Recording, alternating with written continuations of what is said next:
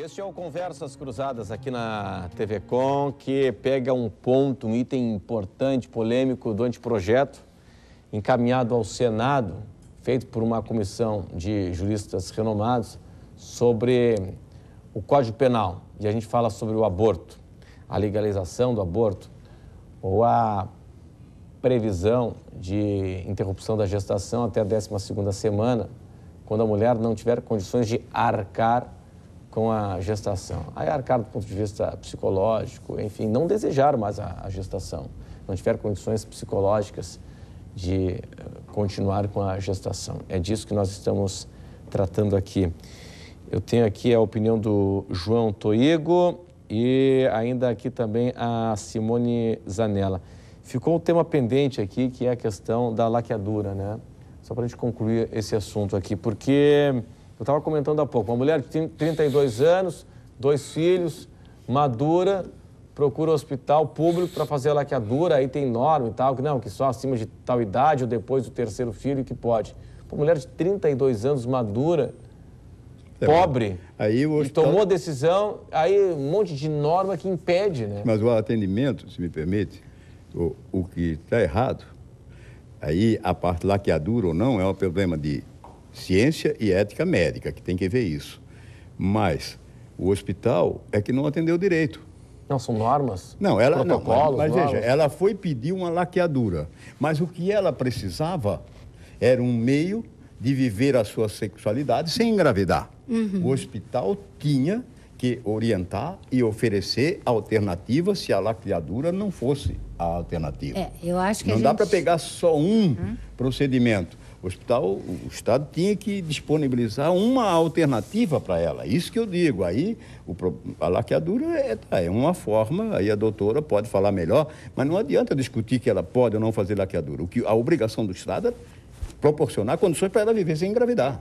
Talvez se ela tivesse, se a gente tivesse. E a gente tem um serviço razoável, não é, de planejamento familiar. Mas o que acontece é o seguinte, a gente tem que ter alguns protocolos, sabe? O que a gente tem também de mulheres que fazem laqueadura e que se arrependem e que depois, por quê? Porque perderam o marido, porque... Ou muda de marido. Ou mudaram de marido e aí elas querem de novo, querem uma gravidez porque aquele companheiro novo não tem nenhum filho e tal. Então, as mulheres voltam muito também em função disso.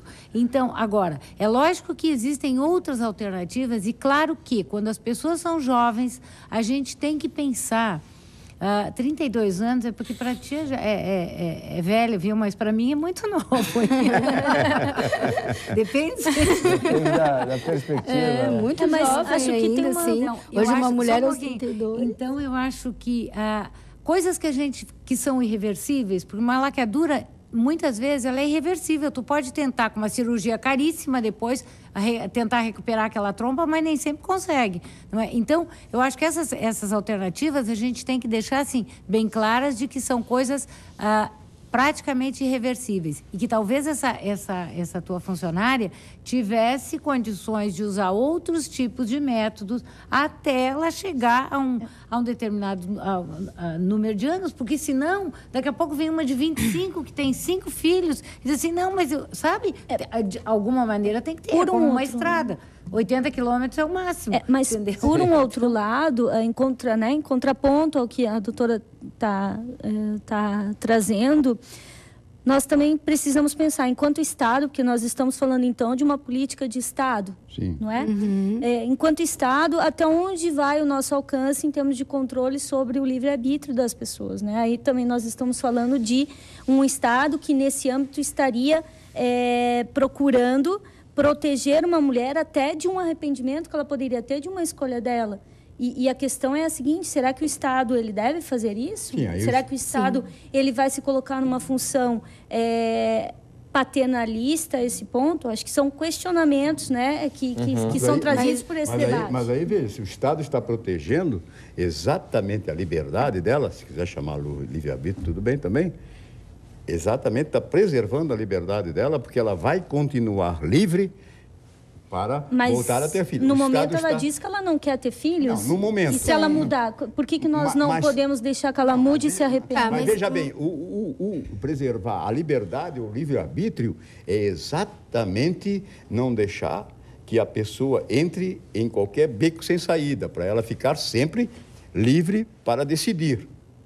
Aí, no caso, o Estado está evitando uma situação que é irreversível e que essa sim, a iniciativa é que vai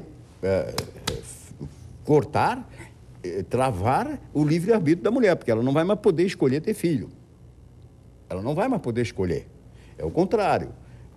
O não fazer preserva o livre-arbítrio. Ela fica livre para dali para frente ter ou não ter filho. Fazer a laqueadura é decretar, você não tem mais filho.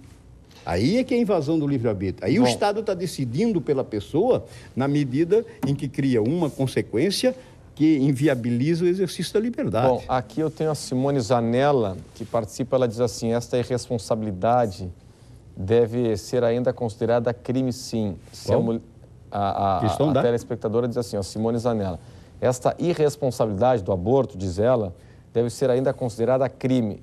Se a mulher mantém relações sexuais sabendo que não está fazendo uso de contraceptivos e depois resolve fazer um aborto, como se descartasse um absorvente, acho que é crueldade, a opinião da Simone.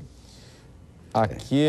o que a Simone tem que compreender é que realmente é muito mais complexo do que isso, né? Que se for considerar descartar, né, um aborto como descartar qualquer coisa, exatamente o problema todo tem que ser visto do aspecto médico, psicológico e jurídico, e inclusive político da decisão no âmbito, né, da sociedade, porque assim, se trata de um ser vivo.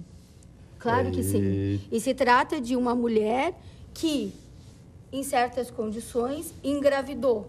A gente não pode... Aqui, o objetivo não é julgar moralmente como certo nem como errado. É verificar que tem uma mulher que engravidou, que seguramente por um processo, né, acabou tendo uma gravidez e que talvez essa gravidez possa trazer problemas, tanto a nível anatomofisiológicos para ela, quanto emocionais. O fato de isso acontecer, a gente não tem nenhuma situação. A pessoa engravidou, não tinha condição psicológica, quer dizer, a gente tem como ver quando uma mulher engravida e tem o risco de uma psicose puerperal, a gente tem como fazer um prognóstico a respeito disso. E o fato disso vir a acontecer não quer dizer que ela tenha que fazer o aborto. Quer dizer que ela possa pensar nessa possibilidade e que ela possa ser avaliada. Agora, a gente tem até no nosso grupo de trabalho pessoas que foram acompanhadas em gravidez de complexidade e dificuldade, inclusive assim, com um problema material, como tu falaste, né? Envolvido na prostituição, portadora de HIV, com marido sentenciado, e que a situação, quando se olhasse assim de frente, parecia, pô, essa mulher não vai poder ter esse filho. E aí? Toda essa condição material. O que foi feito?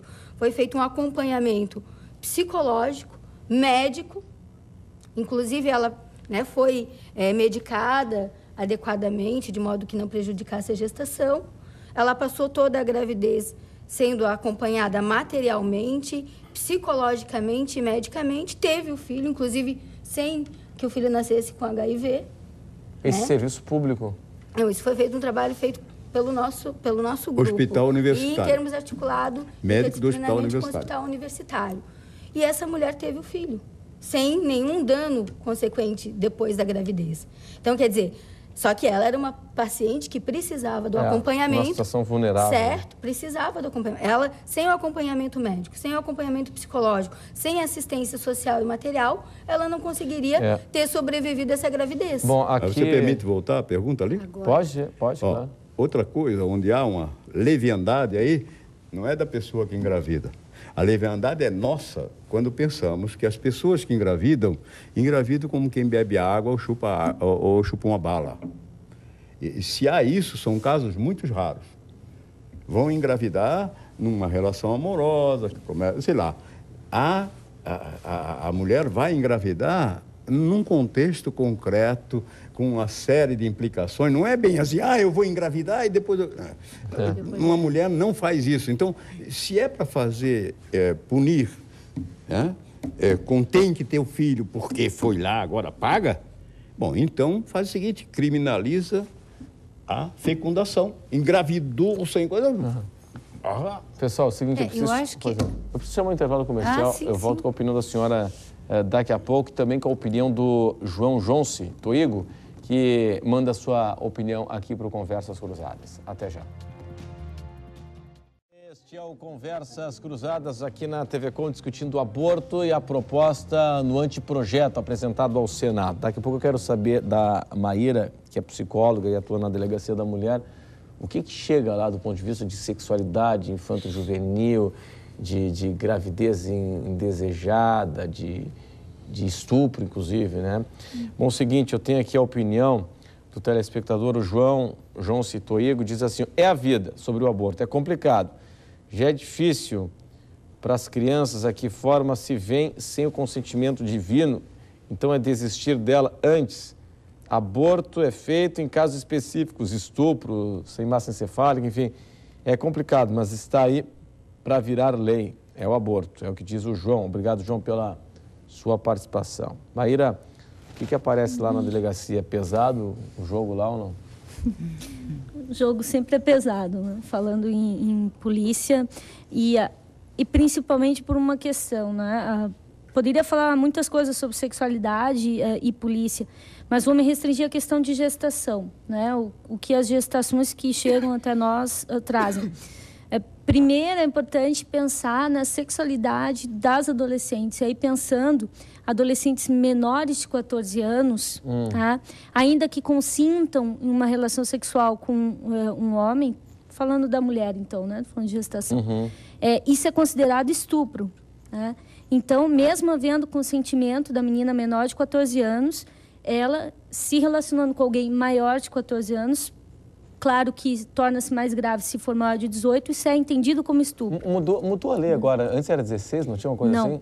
Não, antigamente teve uma mudança, sim, até a noção de estupro. Antes havia atentado violento ao pudor, né? Fazia uma distinção de gênero, hoje é considerado estupro para tanto mulher como homem. E também a noção do que seja estupro hoje abarca não só a conjunção carnal, né? Que seria contato, né? Pênis, vagina, mas hoje sexual, o ato libidinoso como um todo. Beijo forçado, inclusive. Então, o que nós temos, por exemplo, hoje são meninas menores de 14 anos, grávidas, de homens. Vou me ater a homens maiores de 18, em que a resposta penal vai ser um indiciamento por estupro. Logicamente que a análise de como se deu né, o fato vai trazer um atenuante ou um agravante, mas nós temos uma política que prevê a criminalização dessa situação, ok? Bom, aí o jogo é pesado, né? O problema é que o jogo se torna mais pesado ainda porque nós não temos para onde encaminhar muitas vezes essas meninas e as suas famílias para aquilo que muitas vezes é o que há de mais danoso para ela, que é falta de condição material para cuidar dessa criança, falta de assistência psicológica para exercer uma maternidade. Então, muitas vezes, a demanda que elas trazem para a polícia não é que se criminalize o autor. Não, o maior problema da vítima, muitas vezes, não é esse. Né? Pensando nesses casos que eu estou falando, que são os mais cotidianos. Tá? A figura do estupro, e agora falando de mulheres, tá?